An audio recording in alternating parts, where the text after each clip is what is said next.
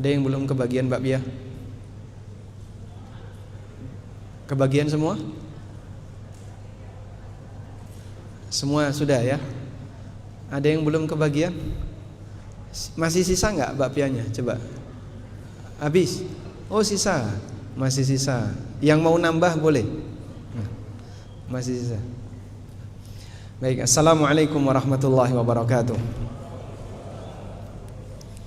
Alhamdulillah wassalatu wassalamu ala rasulillah wa ala alihi wa sahbihi wa mawalah. Wa ashhadu an la ilaha illallah wahdahu la syarikalah. Wa ashhadu anna muhammadan abduhu wa rasuluh sallallahu alaihi wa ala alihi wa sahbihi wa man tabi'al huda ila yaumil qiyamah. Perkenalkan, nama saya Aminur Bais yang akan melayani Bapak Ibu dalam perjalanan umroh akbar bareng ANB. Dalam setiap kegiatan Bapak Ibu, baik di Jakarta, di Jeddah, Madinah, Mekah, sampai Anda pulang, Aminur Bais adalah pembantu bagi Anda, pelayan bagi Bapak Ibu sekalian. Semoga kita bisa kerjasama untuk bareng-bareng mewujudkan ibadah di tanah suci dalam keadaan Anda pulang dosanya diampuni, membawa pahala umroh yang diterima.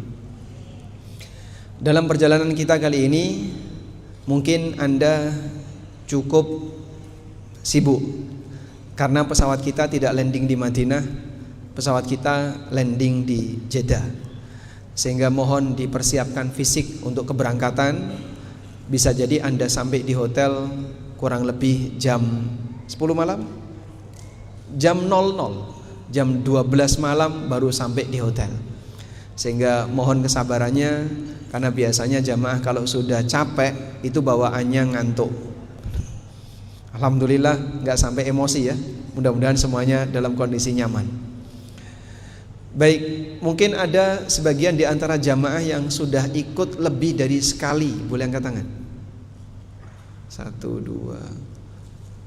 Nah, yang bawa-bawa, Masya Allah, bapak saya masih hafal nih. Ini pelanggan setia umroh bareng ANB, Ustaz. Biasanya kalau kayak gitu dapat diskon, Pak. Kemarin dapat diskon nggak, Pak? Nanti silahkan minta ke Pak Farid, Pak, kalau urusan kayak gitu ya. Baik. Jadi dalam perjalanan ini Anda tidak hanya dibimbing untuk perjalanan umroh, tapi Bapak Ibu sekalian, kita juga nanti akan banyak belajar.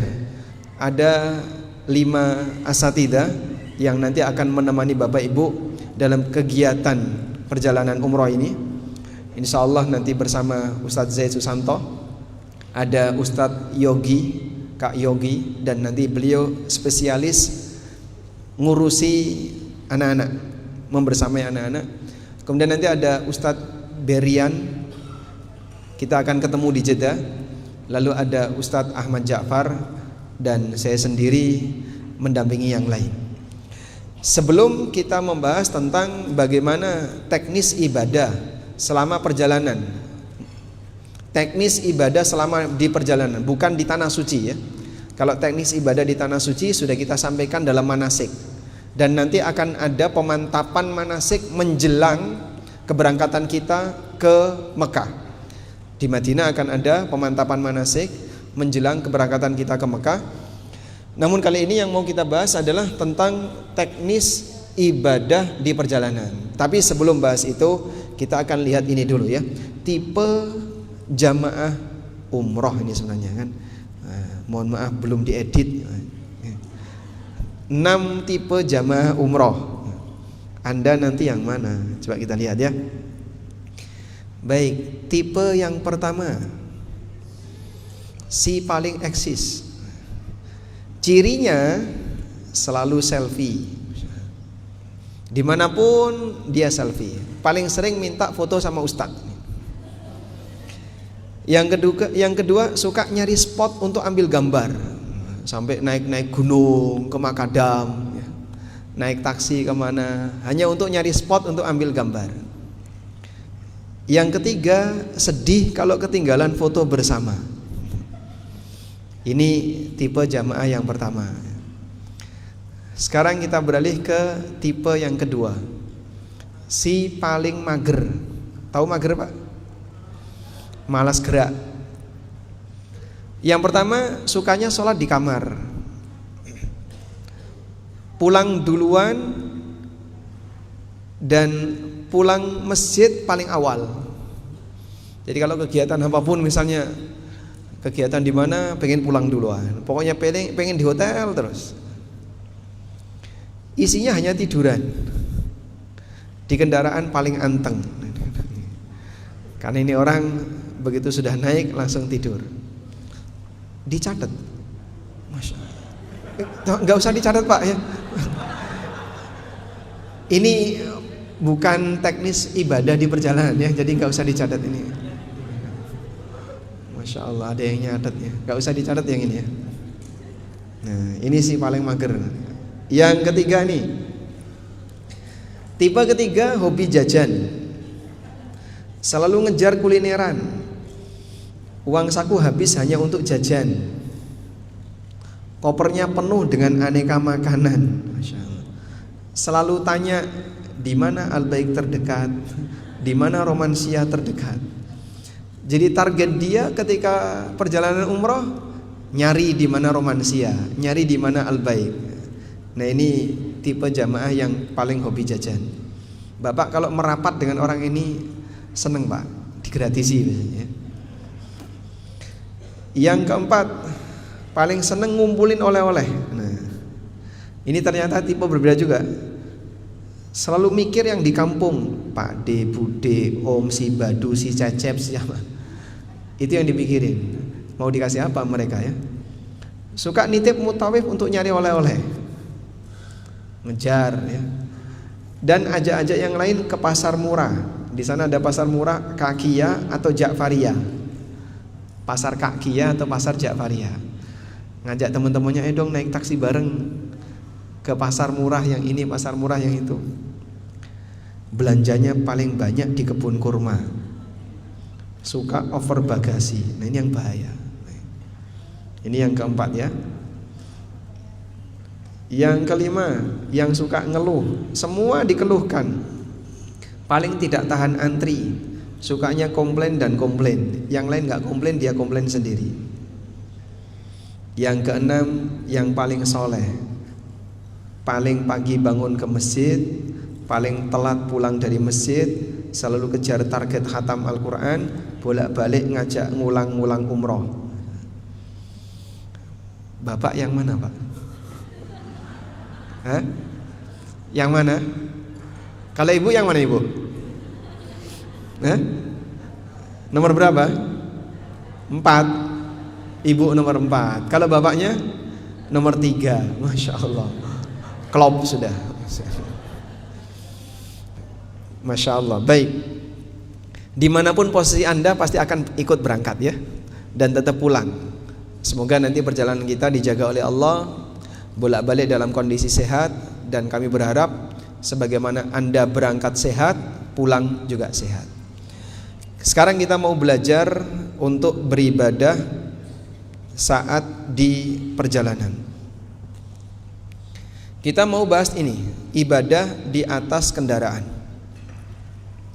Pertama adalah wudhu di pesawat. Mungkin nggak orang itu wudhu di pesawat? Kenapa tidak? Kan di pesawat ada air. Sebab syarat orang itu boleh tayammum adalah ketika apa? Ketika tidak ada air. Jadi orang boleh tayamum kata Allah, fa illam tajidu ma'an fatayammamu sa'idan thayyiba. Kalau kamu tidak menjumpai air, maka lakukanlah tayamum dengan menggunakan sa'id yang suci. Sekarang kita akan ukur, mungkinkah kita bisa berwudu di pesawat? Pertama, wudu itu dengan menggunakan air 1 mud. 1 mud itu berapa Pak? 1 cakupan 2 telapak tangan yang digabungkan. 1 cakupan 2 telapak tangan yang digabungkan. Jadi 2 telapak tangan digabungkan Pak, begini. Kemudian dipakai untuk ngambil air. Kurang lebih segitulah 1 mud.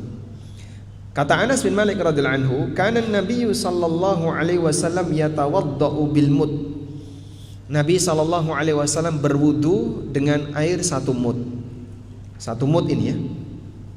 Ya, nanti kita akan praktek.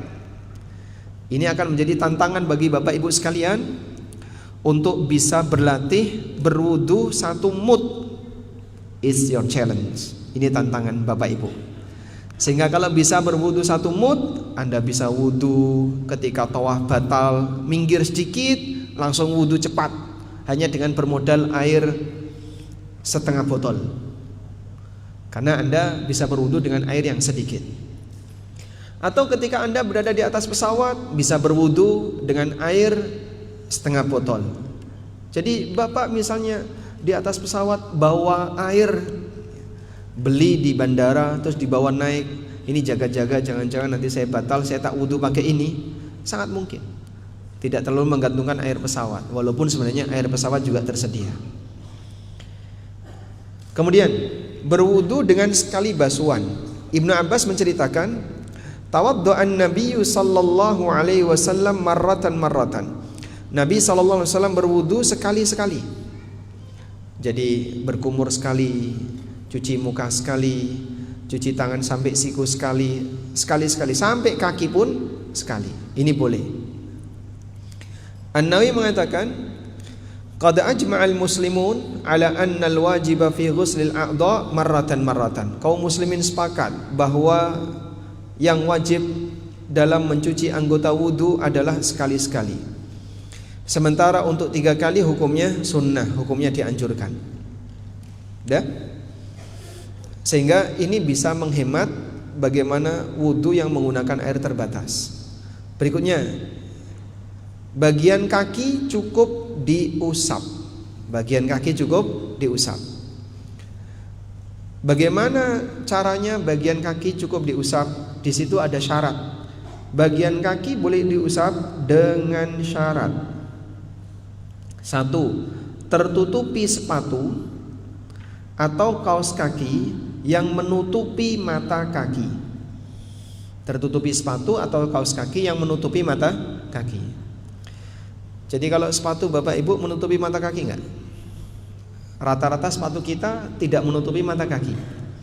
Kecuali kalau sepatunya Pak Polisi ya, yang agak tinggi, sepatunya TNI yang agak tinggi. Nah, boleh juga yang diusap adalah kaos kaki, asal kaos kakinya menutupi mata kaki. Yang kedua, alas kaki dipakai dalam kondisi suci dan telah bersuci. Alas kakinya suci dan Anda pakai dalam kondisi telah bersuci. Wudu dulu, ya. Selesai wudu terus pakai kaos kaki. Sehingga kaos kaki itu Bapak Ibu pakai dalam keadaan apa tadi? Dalam keadaan sudah suci. Yang ketiga, berlaku maksimal 3 hari ketika safar dan sehari ketika mukim tidak safar. Baik, kalau ini terpenuhi maka Anda bisa bagian kaki cukup diusap. Maksud saya begini, kenapa kita perlu tahu ini? Anggota wudu yang butuh air paling banyak itu kaki. Sehingga Bapak kalau wudu 1 mud tadi dengan modal 1 mud, lalu area kaki tidak perlu Anda cuci, airnya sisa. Jadi Anda tidak perlu mengeluarkan banyak air untuk wudu, karena untuk bagian kaki cukup kita usap. Cara ngusapnya gimana? Cara ngusapnya ya, bagian permukaan atas diusap sekali saja. Apa bedanya mencuci dan mengusap? Apa bedanya mencuci dan mengusap? Kalau mencuci itu menggunakan banyak air. Jadi saat membasuh atau mencuci sampai ada air yang mengalir di area yang dibasuh.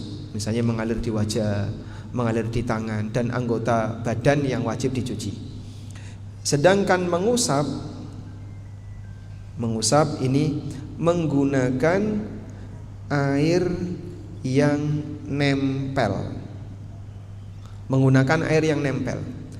Jadi Anda mengambil air, kemudian Anda buang, yang nempel di permukaan tangan kemudian dipakai untuk mengusap kepala, atau yang nempel di permukaan tangan dipakai untuk mengusap kaki. Itulah definisi mengusap. Sehingga mengusap itu tidak menggunakan banyak air. Kalau misalnya Bapak ngambil satu cidukan telapak tangan terus dicucikan atau diusapkan ke kepala, itu bukan definisi mengusap, tapi itu definisi mencuci. Dipahami ya? Baik, selanjutnya. Nah, kalau Anda bisa menggunakan teknis ini, bagian kaki cukup diusap, berarti Bapak bisa menghemat air ketika wudhu. Kita lihat hadis berikut ini. Dari Syu'bah, adalah Al-Mughirah bin Syu'bah radhiyallahu anhu, pada satu malam di satu perjalanan aku pernah bersama Nabi SAW. Lalu aku siapkan wadah berisi air. Kemudian beliau membasuh wajahnya, lengannya, mengusap kepalanya. Kemudian aku ingin melepaskan sepatu beliau, namun jadi saat Nabi SAW berwudu, sepatunya belum dilepas. Saat Nabi SAW berwudu, sudah sampai mengusap kepala, Al-Mughirah mau membantu melepaskan sepatu Nabi SAW. Tapi beliau malah mengatakan, da'huma, biarkan keduanya, jangan dilepas. Fa inni adkhaltuhuma tahiratain, karena aku memakai keduanya dalam kondisi bersuci sebelumnya. Lalu beliau mengusap khufnya, famasaha alaihima, kemudian beliau mengusap khufnya, sehingga yang diusap cuma bagian permukaan. Berarti kakinya dicuci tidak? Bahkan kakinya tidak kena air, karena kakinya tidak atau sepatunya tidak dilepas. Udah? Baik, insya Allah sampai di sini paham ya? Paham. Sekarang Anda harus berlatih bagaimana caranya bisa berwudu dengan menggunakan air 1 mud. Mau praktek nggak Pak? Praktek. Praktek. Butuh 1 volunteer, hadiahnya bakpia. Hadiah sudah diambil duluan. Butuh 1 volunteer. Ini masnya ini, Masya Allah. Siapa namanya? Mau praktek di depan? Oh enggak. Baik. Ada yang mau praktek, bapaknya? Nah, silakan. Oh, bapak belakang. Nah, silakan Pak. Baik. Angkat tangan atas kerelaan pribadi, silakan. Alhamdulillah. Masya Allah. Kita sambut ini jamaah dari mana Pak? Kediri. Dari Jogja. Oh, dari Jogja. Assalamualaikum. Sehat? Alhamdulillah. Baik. Bapak akan menjadi orang yang memperagakan wudu dengan menggunakan air 1 mud. Kalau salah nggak jadi berangkat. Baik. Gimana caranya? Ada ember nggak? Perlu ember? Ini nanti basah karpetnya ya. Sudah? Jadi yang diperhatikan pertama adalah kita berwudu dengan menggunakan air yang sedikit. Bapak akan saya kasih air dengan volume kurang lebih 1 gelas ini.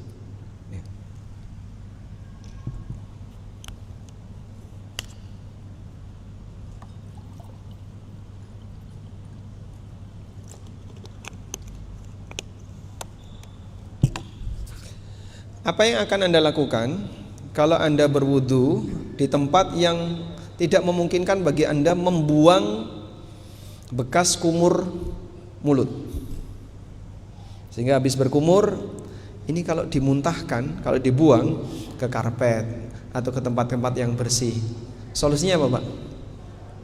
Solusinya ya, ditelan. Saya pernah wudu di kursi pesawat. Karena tidak memungkinkan ke toilet saking banyaknya antri, maka saya berkumur dengan menggunakan air minum yang disediakan itu. Selesai berkumur, ditelan. Boleh nggak kayak gitu? Boleh? Air liur itu najis nggak? Tidak. Baik. Nah, terima kasih Mas. Masya Allah. Baik, sekarang kita akan mulai. Boleh dibuka lengannya Pak? Nah. Anggaplah ini 1 mut ya. Jadi kurang lebih 1 mut, ada yang menyebutkan setengah liter, ada yang menyebutkan sekian ratus mili, ya kurang lebih sekian 1 mut. Bapak kalau berwudu di pesawat dan hanya menggunakan air sekian, tidak akan dimarahi sama pramugari, karena Anda tidak boros air. Ya? Baik, pertama yang dibaca apa Pak? Bismillah. Selanjutnya? Ya, saya nuangin. Kalau Bapak nuangin nggak bisa ya. Selanjutnya, setelah Bismillah? Ya, setelah Bismillah terus? Cuci tangan. Baik, cuci tangan. Baik, didekati Pak. Kok jadi kaku? Bapak biasanya cuci tangan kan gini. Biasanya cuci tangan kan gini Pak. Nah, di sela-sela jarinya. Oke Pak. Selanjutnya sekali saja Pak ya. Terus berkumur terus ditelan. Tidak apa-apa. Nah Pak, ini air suci dari Ustadz. Nah, saat berkumur cukup menggunakan 1 telapak tangan, dipakai untuk berkumur dan menghirup air ke dalam hidung. Nanti bisa dibuang di ember. Menghirupnya yang sulit. Menghirupnya yang sulit. Kenapa? Ya kesulitan. Kesulitan sebisanya. Coba. Berkumur dan menghirup air ke dalam hidung. Nah, dibuang aja. Waduh. Sudah terlanjur ketelan ya. Terlanjur ditelan. Udah terlanjur ditelan. Nah, sekarang wajah. Anggap saja itu sudah sah ya. Sekarang wajah pakai 2 tangan, terus mencuci wajah sekali. Coba pecinya dilepas dulu Pak. Nah, 2 tangan, langsung wajah. Nah, ya, karena tadi mungkin agak banyak terbuang ya. Dah, diulangi 1 kali lagi. Tidak boleh grogi. Wajah, langsung. Baik, sudah. Kemudian janggutnya dibasahi pakai 1 telapak tangan, 1 telapak tangan. Nah, langsung khusus membasahi janggut. Nah, selanjutnya tangan kanan saja.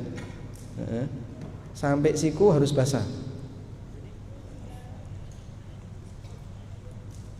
Ya, sambil disela-selai jarinya. Nah, selanjutnya tangan kiri. Tenang dulu. Sampai siku harus basah.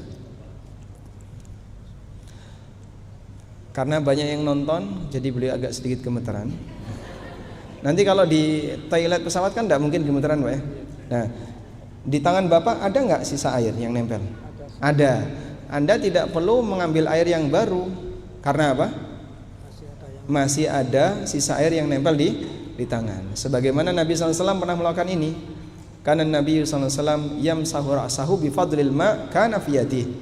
Nabi SAW mengusap kepala beliau dengan menggunakan air sisa yang nempel di tangan. Sehingga setelah mencuci tangan sampai siku kanan kiri, beliau tidak mengambil air lagi.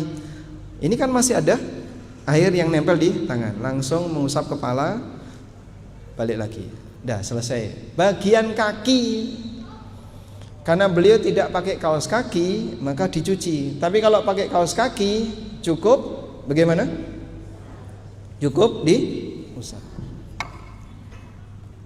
Ya, sehingga kalau mau sahuf begini, kanan dan kiri. Sudah Pak? Sisa, Masya Allah, air suci untuk Bapak. Masya Allah. Silakan. Nah, jadi alhamdulillah, Masya Allah. Jazakumullah khairan Pak, terima kasih banyak. Silakan. Mohon maaf Pak, ini bukan dalam rangka ngerjain Pak ya. Tapi Bapak berhasil, besok berangkat.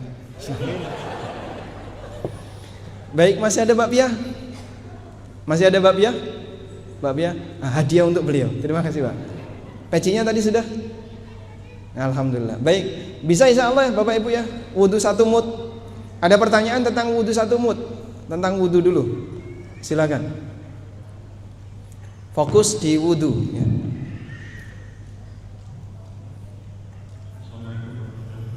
Waalaikumsalam warahmatullahi wabarakatuh.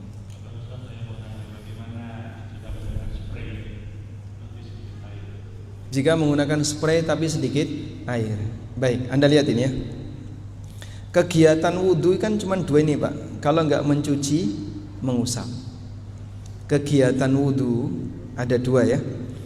Maka pastikan dalam kegiatan wudhu itu, baik pakai spray maupun pakai yang lain, itu kan cuma alat untuk apa?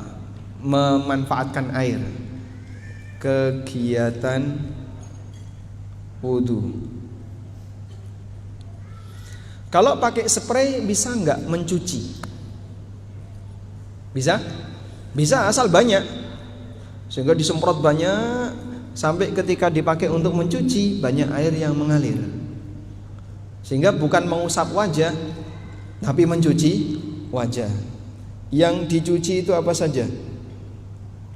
Yang dicuci, anggota wudhu yang dicuci. Ya. Wajah. Terus yang kedua tangan sampai siku. Mohon diperhatikan, siku wajib basah. Sehingga batas dari tangan adalah sedikit di atas siku. Kalau siku nggak basah, batal wudhunya. Kadang kan lengannya itu susah ditarik itu ya, sehingga menutupi siku. Ya harus dipaksa sampai lengannya terbuka. Kalau enggak, kainnya harus dibasahi. Kalau enggak bisa susah ya Pak, ya berarti bajumu harus dibasahi agar sikunya basah. Yang ketiga kaki sampai kedua kaki sampai apa? Mata kaki. Begini ya. Kemudian yang diusap apa? Kepala. Disebut kepala karena sampai tengkuk. Walaupun rambutnya panjang ya tidak diusap sampai bawah. Karena hanya sampai mengusap kepala. Mengusap kepala berarti sampai tengkuk terus balik lagi. Kemudian sepatu atau kaos kaki jika tidak dilepas dengan aturan sebagaimana yang tadi sudah kita bahas. Begini. Nah, pakai spray bisa nggak memenuhi ini? Kalau bisa, silahkan. Sehingga nyemprotnya banyak di wajah ya. Nyemprot banyak terus dikucek-kucek. Ya, ini namanya ad-dalq ya, digosok.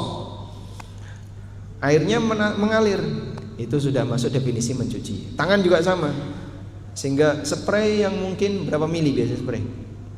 Ada 600 kebanyakan ya. Spray berapa mili? 300. Nah, spray 300 mili itu mungkin habis Pak untuk sekali wudhu. Karena Anda harus mengeluarkan dalam jumlah yang banyak. Dah, selanjutnya ada lagi? Ada lagi Bapak Ibu? Tadi Bapak satunya? Oh, baik, silakan.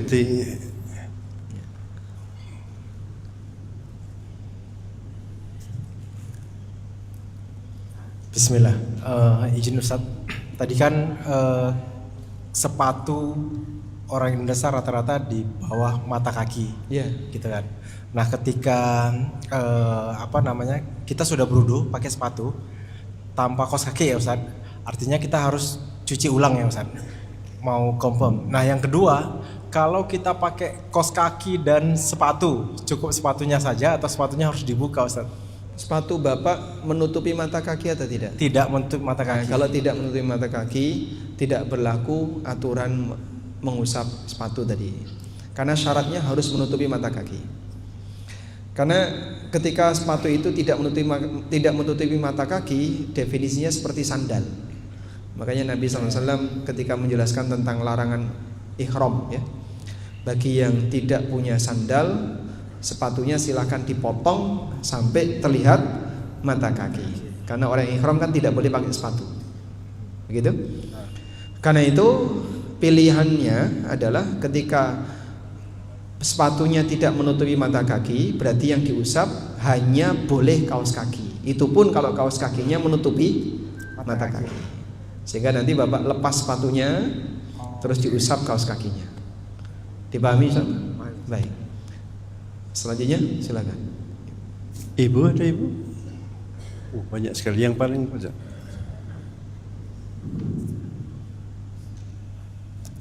Assalamualaikum warahmatullahi wabarakatuh. Waalaikumsalam warahmatullahi wabarakatuh. Ustadz, kami sebagai ibu itu kalau misalkan berwudu di pesawat dan kemudian kanan kiri kita ada bapak tentunya ya.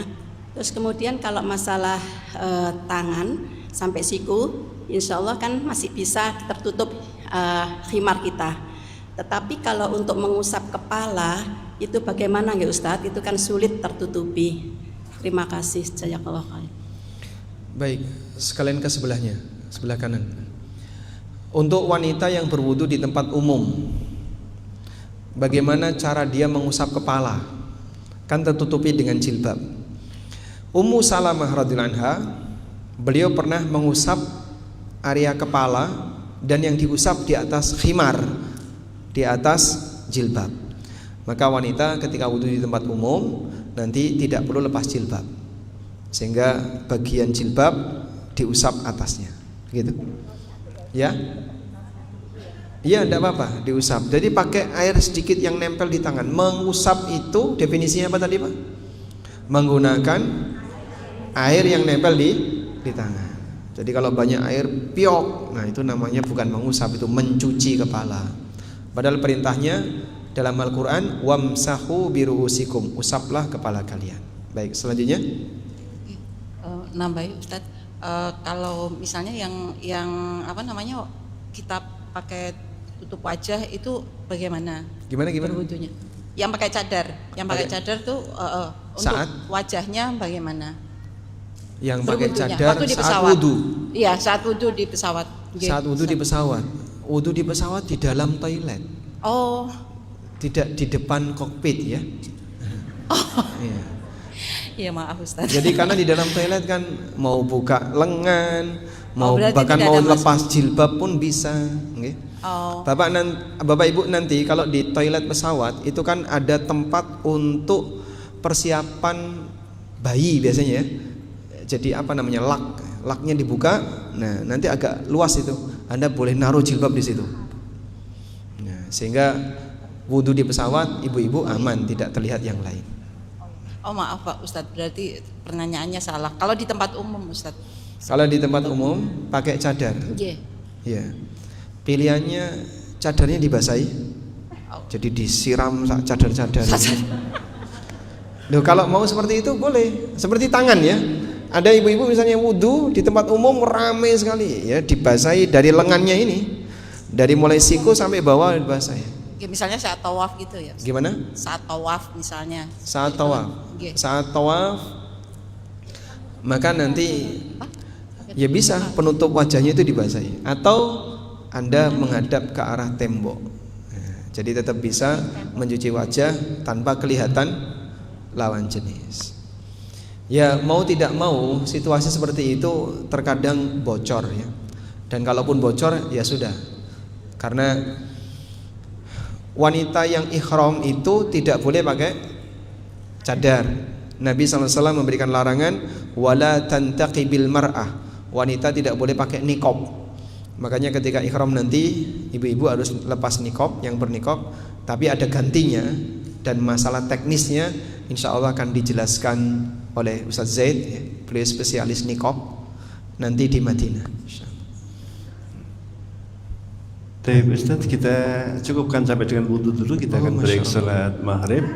Oh, satu lagi sudah Pak. Kita cukupkan juga, waktunya sudah terlalu. Insya Allah kita akan ada sesi tanya jawab plus kelanjutannya insya Allah setelah maghrib, isya dan makan malam. Jadi ini sholat maghrib, jamaah isya, makan malam, kita lanjut balik lagi ke sini. Iya. Jadi ibu yang bertanya jangan pulang ya. Baik, demikian semoga yang kita bahas ini bermanfaat. Wassallallahu ala nabiyyina Muhammadin wa ala alihi wa sahbihi wasallam. Wa akhiru da'wana alhamdulillahi rabbil alamin. Wassalamualaikum warahmatullahi wabarakatuh. Waalaikumsalam warahmatullahi wabarakatuh. Jazakumullahu khair.